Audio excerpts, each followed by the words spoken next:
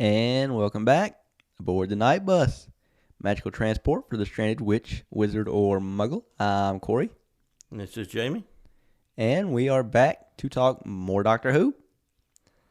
This will be our third Who podcast leading up to the new season. Which is Friday? Friday, I think, 6 p.m. I'm not 100% sure on that. I think it's when it airs. But, yeah, we touched on a good bit of David Tennant's run yesterday, but not all of it. So we're going to finish up talking about, Tennant's run. Well, primarily the Donna run with Donna as the companion. And then go into my doctor, Matt Smith. So I guess we start with Tennant's third season. Technically his last season. He had a bunch of specials, at the end of the season, but this was technically his last season as the Doctor. And he picked up a new companion, but somebody that he was already familiar with, and we're already familiar with, from the Christmas special 2 years prior, Donna. Just a little mention on that, too. Pretty much been tradition since 2005. At Christmas, they have and it's no longer than any other episode. Everything's always an hour long. But it's just they always dropped an episode on Christmas Day. Mm-hmm. And that was normally like the primer for the next season. Yeah. Which is weird when you watch them like I did on Max or HBO Max, whatever you want to call it now. Because the way they do things is they put the Christmas special at the end of each season. And it took me, a little bit of, watching, getting through the first couple seasons, to realize clearly these Christmas specials are before the new season, not at the end of the old season. Right. I didn't know that for a while. Yeah, they're not necessarily tie-ins to anything, really. No. They're just standalone adventures for the most part. Right. But always on Christmas Day. Yeah. That's nice. Gives you something to do on Christmas. Yeah, and the way it dropped in Britain, it would air here midday. I think around 3 on Christmas Day is usually when it aired on BBC America at the time. Yeah. At that time, that's pretty much the only place you could watch it at. It wasn't streaming yet, Right. And the house, anyway, it hadn't fallen into the pit yet. Mm-hmm. Yeah. Anyway, first episode of the Donna season, Partners in Crime. Hilarious episode. One of the funniest episodes for comedy. Now that's the one with the little adipose, the little fat monsters, right? Yep. Yeah, so you got like an alien race organization. The lady who was using the adipose. Yeah, she's basically an alien babysitter. Yeah. Sorta, something like that. Yeah, she's taking care of the race of the adipose, and they feed on fat. Well, it's not really that they feed on fat. It's like she's hired, from what I can remember, she's hired on to basically this, race is getting thin on people and they need more people. So the adipose are like a race that, she's making. Mm. And, they're kind of made from human fat, which is not necessarily a bad thing. She's giving out these pills that people take to help them lose weight. Doesn't matter how the weight's getting lost. They're losing weight. It's not really a bad thing until the I guess you could say she hits the button that makes it dispose of all your fat, which that is not a good thing. Needless to say, for the human body, is not the best thing. No. So in comes the doctor to see what the problem is, what's going on. But there's someone else doing some detective work on the case. And the first, unbeknownst to the doctor. Yeah, unbeknownst to each other. Mm-hmm. But both of them, and it's so funny, the first 20 minutes of the episode, it's just cutting back from one to the other. And they're in the same place at the same time, but they never cross each other. So they never see each other. And the whole time, the doctor's investigating. Donna's investigating, but also she's been spending, I can't remember how long she says, trying to find the doctor. Because, again, that one tripping is hardest. That's what happens to people when they meet the doctor. They're never the same again. Nope. So, needless to say, her dad, The great Wilf. She's telling him, basically. Actually, that's her granddad. Granddad, yeah, not dad, granddad. She's basically, been telling him all about her one experience with the doctor, and he's basically telling her, well, find him, He's very much the type to go live your dream. Whatever it is, go do it. Don't let anybody get in your way, just do it. That's Wilf. But yeah, and needless to say, when they finally do see each other, I think it's the doctor, is outside on scaffolding looking through a window, listening in on the evil woman's plan. Donna's inside looking through like a door glass or a window inside, and they see each other. And they start kind of using hand language and different things, trying to talk to each other, to the point where the evil woman sees them and is just kind of sitting there like, are you guys finished?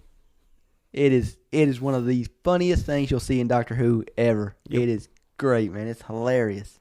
Which a lot of the scenes that involve Donna have a lot of humor with them. Oh, of course, because it's what did I just forget her name? Catherine Tate. Yeah, Catherine Tate. Who incidentally is a pretty popular comedian in Great Britain. Oh yeah, she's hilarious. She actually has her own show. I used to watch it before I watched Doctor Who. That's why when I saw it, I was like, wait a minute, I know her. She's a comedian. So yeah, that was a great episode. Fires of Pompeii. That was the next episode. Another great one.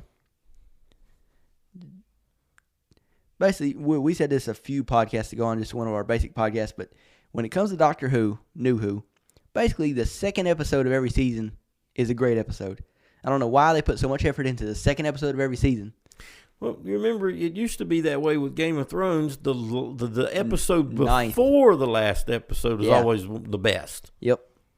And then the last one just kind of wrapped everything up. Yep. That's how it is with Game of Thrones.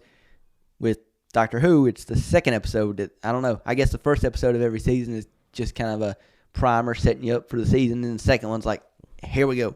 And the standalone Christmas specials are almost always great. Oh, yeah. I really can't think of any, mediocre Christmas special. Yeah. Oh, man. So, yeah. And before I forget to mention it, you can go on YouTube, and what they would drop through leading up to the Christmas special would be what they call the Children in Need, which was just a charity in Great Britain, would air like a 7, 8, maybe 10-minute clip, just a little small Doctor Who adventure. Time Crash, which involved Tennant and Peter Davison from the classic Who kind of crashing into each other in space. Leading up to the 50th anniversary, they had the Night of the Doctor. Now, that is a very important one to watch before you get into the Day of the Doctor, which is what the Christmas special is called. Yeah. Because that lays some pretty important groundwork for what happens in... we'll probably get to that tomorrow. Oh, yeah. Because you gotta have a good chunk of time to talk about the 50th anniversary special. Oh, definitely. That's definitely. Like a 3-parter, just greatness. 3-parter. Basically. The episode itself, that is the 50th anniversary, is just one episode. Yeah. But there's 2 episodes before it that you really need to watch leading up to it. Yeah. And the Children in Need, 11 minutes. I think that one's 11 minutes. Yeah. And you get another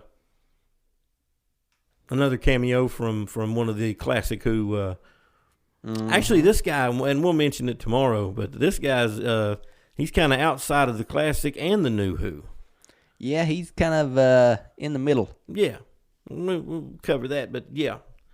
So leading up to the 50th, that's some things if you're going to get into it, you must watch those. On Donna's run as the companion, like I said, Fires of Pompeii is a great episode. It's don't really need a description for it. You kind of understand what it is based on the title. They are in Pompeii. Then you go from that to Planet of the Ood. That's it's an all right episode. It's a little... Ood come back from the Satan pit. It's one of the That's when you first meet the Ood. boy ones. Yeah, you actually get to go to their home planet. And that one's all right. Then you got the Sontaran Stratagem.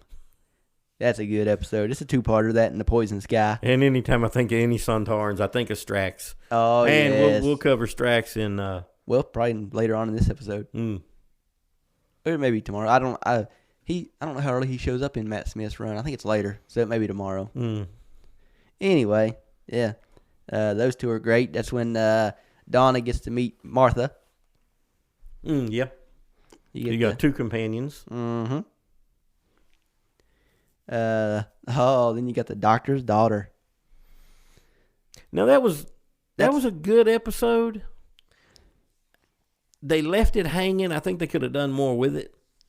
And maybe some point in the future they will, but at this point I kind of doubt it. Technically they still can't. I doubt they do, but technically I they doubt still they can. pick that back up again. Although the guy who wrote it is running the show again, so they may pick that up again. It may be a little weird to pick up now, though, if you bring back in the same actress who played the doctor's daughter. Who actually, in real life, married David Tennant. That's why I'm saying it may be a little weird. And the even odder part of that is that she is the daughter of Peter Davidson, who played the Fifth Doctor. Yep. So, two different versions of the Doctor are her father and her husband. Yeah, that's and weird. In the show, she's the daughter, the sort of daughter of both of them. She wasn't exactly produced by normal means. No, it's not. When we say the doctor's daughter, she's not like she was basically cloned from a blood sample of the doctor. Yeah. So she has the same genes as the doctor. She's got two hearts and everything. Right. You got Time Lord DNA. Which is another interesting thing about the Time Lords and the Gallifreyans, which is where the Doctor's from, is the planet of Gallifrey. Now, not all Gallifreyans are Time Lords. But all Time Lords are Gallifreyan. As far as we know so far. Yeah. Who knows what's coming up? Who knows? But yeah, the race of Time Lords, the show was made in Britain. It's basically... They're taken from the monarchy. Mm-hmm. So you have the lords and ladies. You have the lady Time Lords too. Yeah, the British aristocrats. Mm-hmm. These guys, as children, we learn as throughout all the New Who. They attended the academy to become Time Lords. The Doctor, by the way, according to Classic Who, was not the greatest student. He graduated kind of low in his class. As we mentioned before, may or may not exactly understood how to pilot the TARDIS. Oh, yeah. Yeah, we learned that as we go. So he's not exactly, the prime example of a Time Lord by any means. Oh, no. In fact, before the fall of Gallifrey, we'll get to that in the 50th anniversary, but the other Time Lords kind of looked at him as like oh no, not him. Exactly. He was like he was the black sheep of the Time Lords, basically. Very, very much. He's the one that took off and did his own thing. Yeah. He literally stole the TARDIS. Oh, he did. From a junkyard, basically. Yeah, it was an old model, kind of out of style, out of date, broke down. Well, it wasn't really broke down. It still worked, but an apparently older model is a Type 40, by the way. Yep, Type 40 TARDIS. So, which in Latin means slow or late. So he's basically the one that, broke into the junkyard, stole the Pinto, and hit the road. Basically, yeah. Because he did not agree with the course, the direction that the Time Lords were taking. No. There's your little background history on the Doctor. Yeah, so, for those that didn't know. But yeah, back on where we're at with Donna and the Doctor. Yep. We've passed the fires of Pompeii. You get a little sneak peek of an actress that'll later be a big part of Matt Smith's run as the Doctor. And you also get a glimpse at Peter Capaldi, who will eventually have his own run as a version So in of that the episode, we get a future... Well, no, she was the longest running companion. Then Clara passed her on episodes, but we get. Yeah, I guess she was. Yeah, Clara's got the longest running episodes as a companion. I was just thinking if that applied to Classic Who too. I didn't think about. I didn't. No, I don't think so. No, that has to go to Elizabeth Statham. Yeah, who played Mary Jane. That makes sense. She was with the Doctor through 2 incarnations at least. And later on met up with... I mean, so was Clara, but...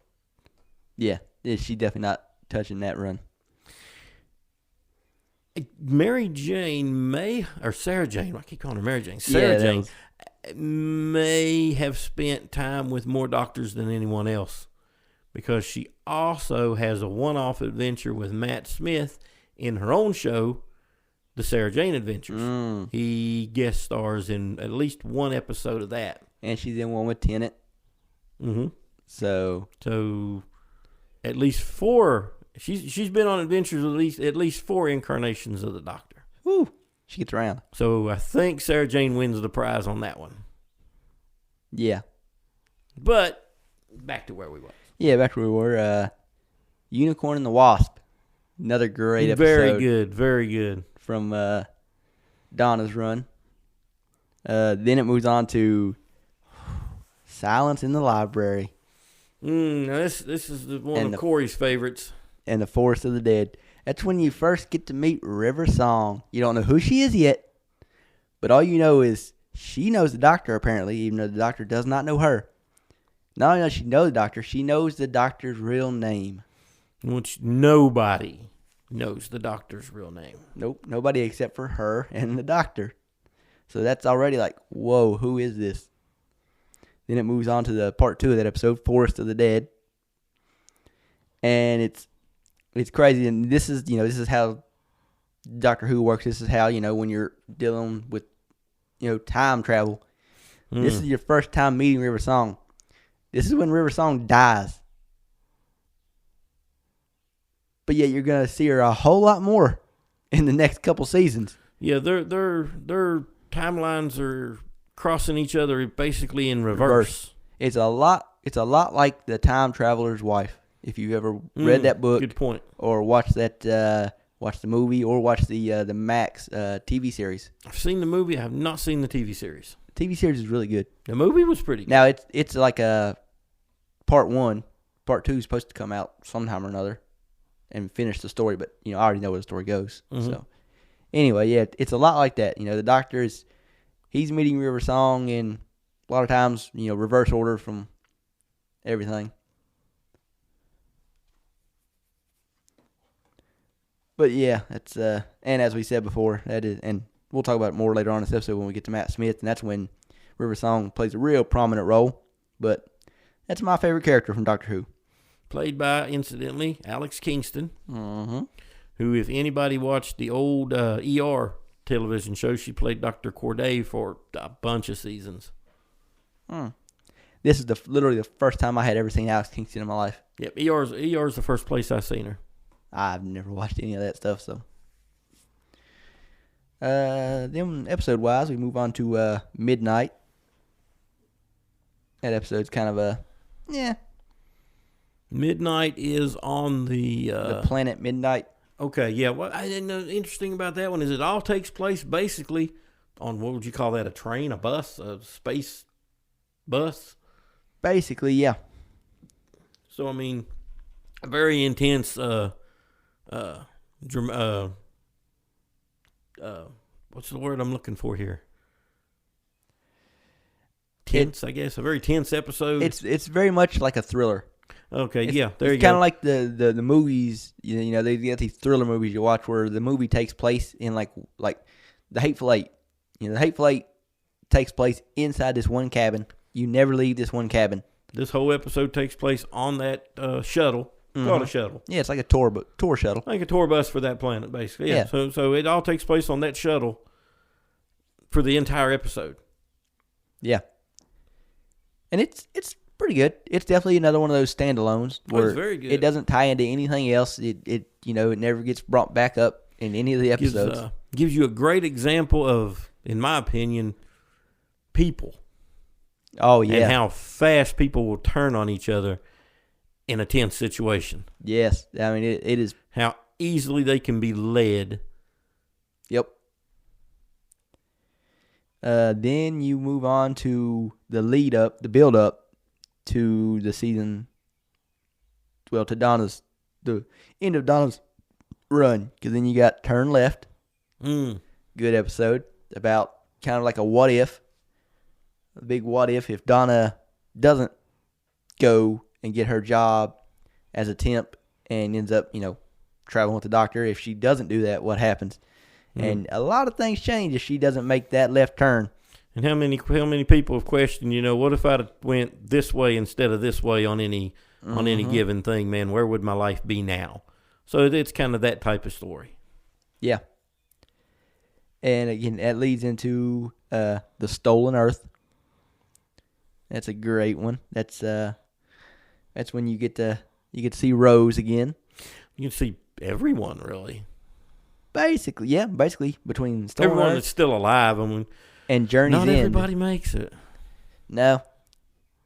It goes from the Stolen Earth to Journey's End, and you literally see everybody. You see Rose, you see Martha, you got Donna. We even get Mickey back. You get the 10 Dog Mickey.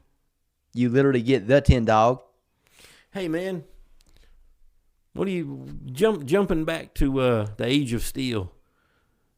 And there's been some fan theory. Now, I know what I believe, but is that Mickey or Ricky? Me and you already talked about this. Which one came back? We talked about this. Yeah, but just for the sake of the audience. I personally think it was Ricky. See, I don't think so. That's Mickey. I think it was Ricky.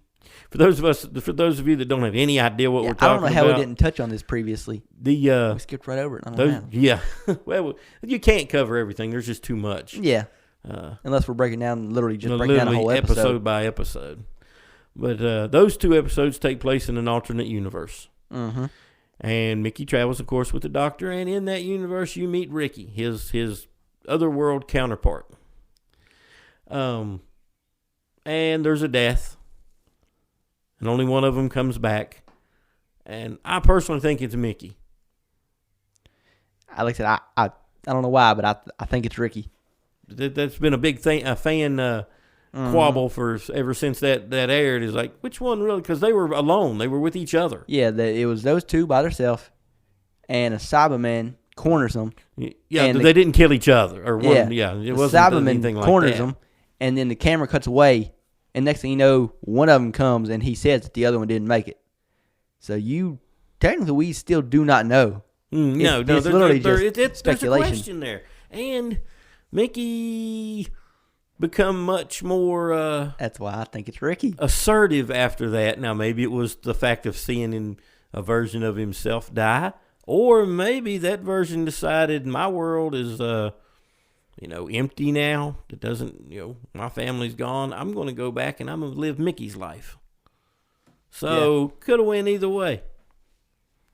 Yeah. That little tidbit we skipped over. Since we're talking about the Journey's End. Thank you. Journey's End and all the companions literally the returning. last time that we see Mickey. So far, man, who knows? Yeah. The adventure continues come Friday.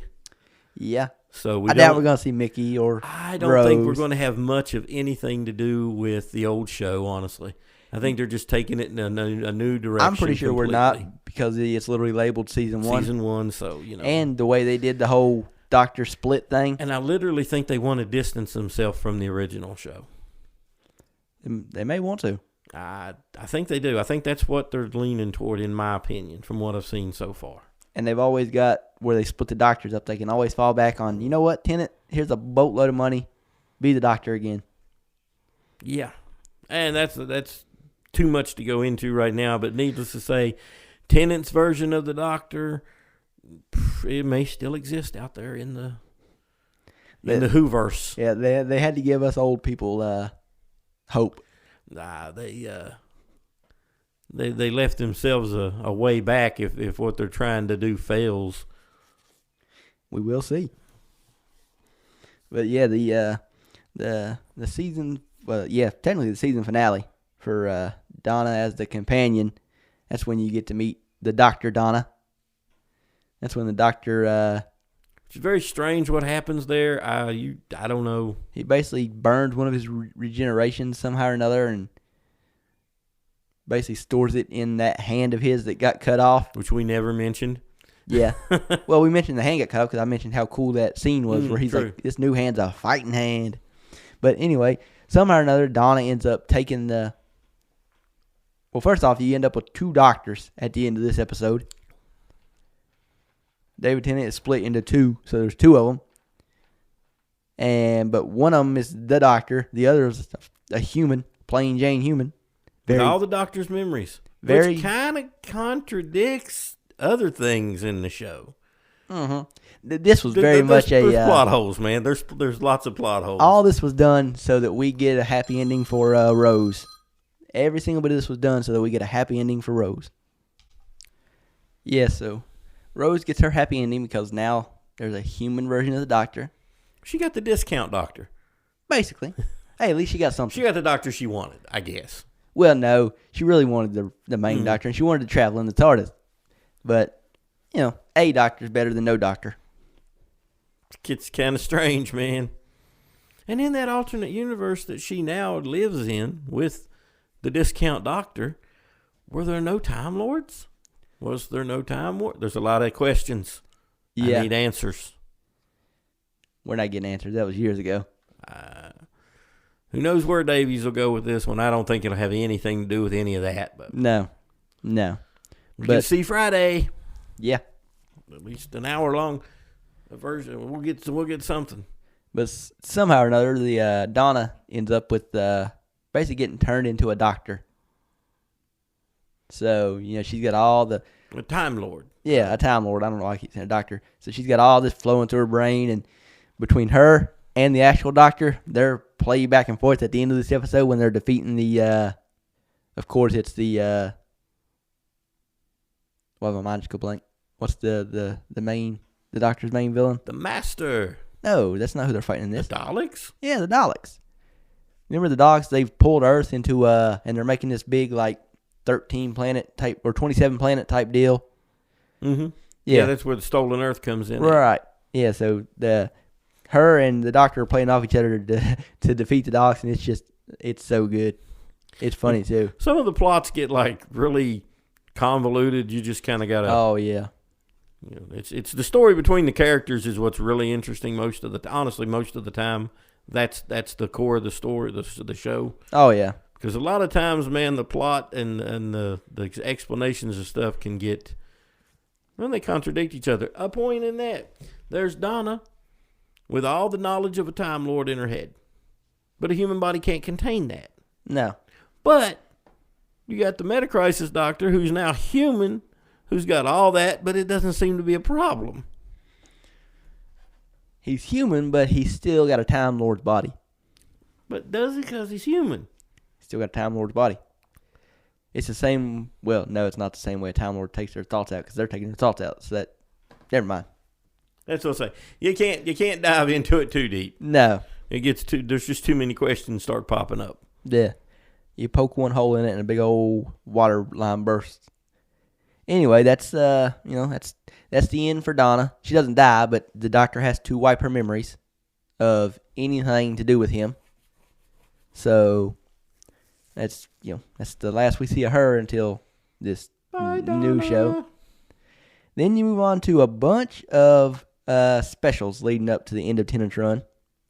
You had the 08 Christmas special, The Next Doctor, which I liked. You didn't care that much. I don't care much for it. I mean, I don't dislike it, but I don't know. It's not one I rewatch all the time. See, the thing is, I like almost any of them that are set in Old England. Yeah. Those are always good, in my opinion. Maybe it's just that part of it that I really like. Yeah. The story was good enough, and I thought that was interesting. Because at first, you don't know that this guy may be a future version of the Doctor that we've not seen yet. It turns out not to be the case. That's exactly what I was thinking when I was watching it for the first time. My whole thought was, oh, okay, this is another one of those we get to see the Doctor before we see the Doctor. In my opinion, and this is the same actor. I don't know. I think it's David Morrissey, but I'm not sure. Mm-hmm. Anyway, he's a very good actor. He played the governor on The Walking Dead. Yep. And just in that one episode where he played kind of the Doctor when he thought he was the Doctor, I thought he would have made a real good version of the Doctor. I don't know, because he was kind of the reason I didn't really care much for the episode. Really? Yeah, I didn't care much for him. I didn't care much for the way he was acting. I don't know. Just me. From there, you move on to another special, Planet of the Dead. That's where we get one of those could have been, should have been companions with David Tennant, with the thief lady. That's a good one. That's a good standalone episode. Oh, that one was great. I love that one. Never see her again, though. Yeah. Looks like you said, well, there's a lot of companions that come and go in a single episode. Yeah. But I think they should still be considered. Yeah. Well, no, they don't really travel with the Doctor. Yeah, that's the saying. The girl from the previous Christmas special, she never entered the TARDIS. This girl never entered the TARDIS. So, to me, if you didn't enter the TARDIS, you can't be considered a companion. But she fared better than most of the one-off people who encounter the Doctor. She fared better than any of them. That's why I said, and that's also why the Doctor looked at her and went, "We're too much alike. This would not work." So, yeah. That was a great episode, though. Then you move on to The Waters of Mars, another special. Really good. Not way up on my list of my favorites, honestly. Oh, see, I love it. It was good, but I think so many others stand out more. Now, this is where the Doctor ego gets him. Yeah. It's when he makes up his mind and then realizes it real quick, but he makes up his mind that he is a Time Lord. He can time travel, that he owns time. So he can do whatever he wants. Goes against his rule that, certain things are fixed. He goes against it just to realize, no, you may be the Time Lord, the last of the Time Lord at this point, but time is still king. You can't beat time. And there's certain events that you cannot change no matter what you do. So in this instance, the Doctor gets humbled a little bit. Mm-hmm. And I don't know. I love that episode. Oh, it's really good. I like the way it ties back into Canary Wharf. Mm-hmm. One of the main characters was a child at Canary Wharf and saw the Daleks attacking. Isn't that what she says inspired her to want to go to space? Yeah. So then you move on to the big two-parter special, Christmas special for 2009. The end of Tennant, the End of Time Part 1 and End of Time Part 2. Whoo-wee. And now this one gets you. This one gets you right in the feels. Mm-hmm. You get and like I said, I love any episode that's got anything to deal with Wilf. Yes. So, and Wilf is a big part of these episodes. And as we said yesterday, and this is the episode we was talking about, Wilf travels with the Doctor. He's in the TARDIS, so he travels with the Doctor.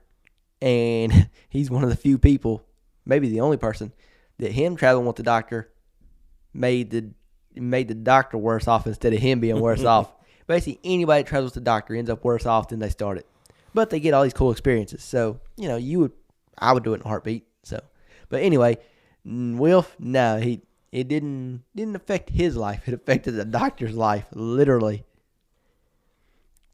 And it harkens back to who was it? Was it the Ood or one of them that told the Doctor, he will knock 3 times. 4 times. 4 times, rather. He will knock 4 times.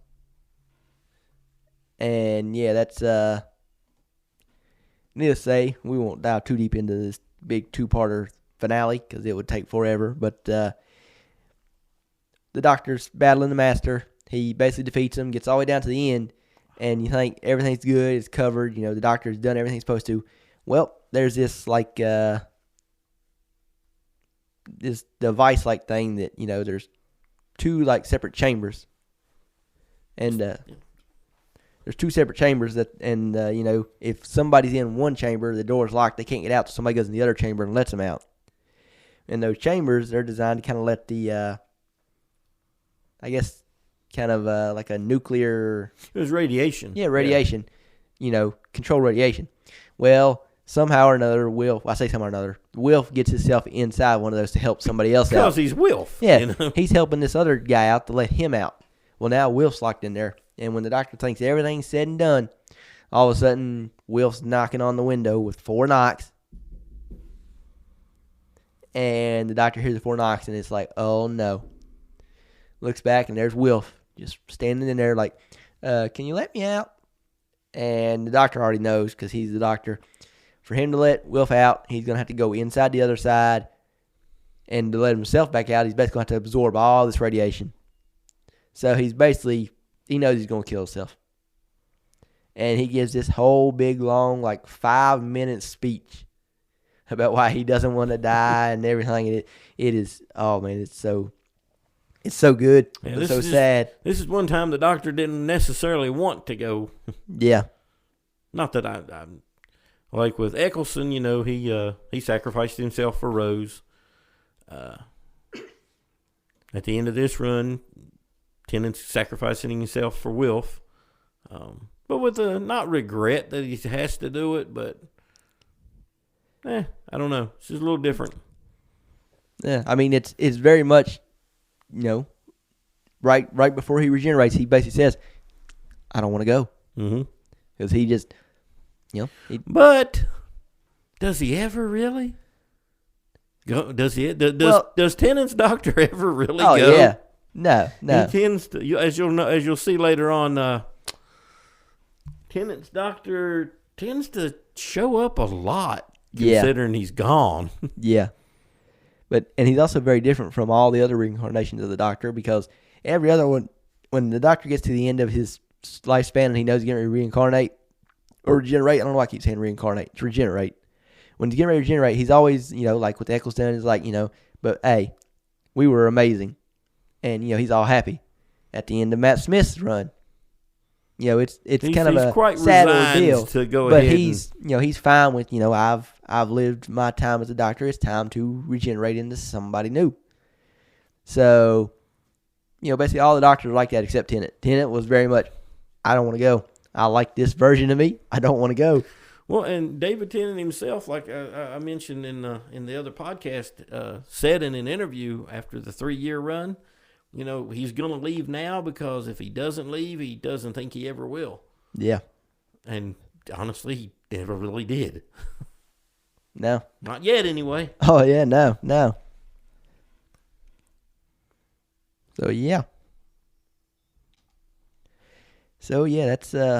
That's the end of Tennant's run as the Doctor. So we once again say goodbye to another Doctor and hello to the oncoming Doctor. Yep.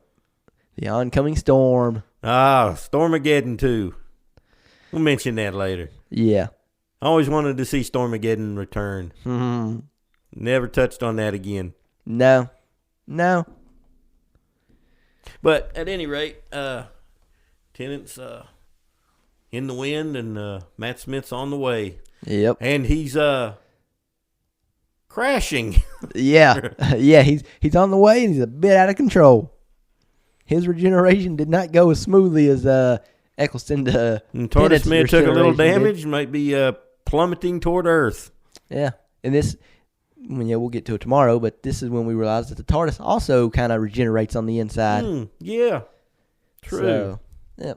But we'll hit on that tomorrow. So, signing off for now. See ya.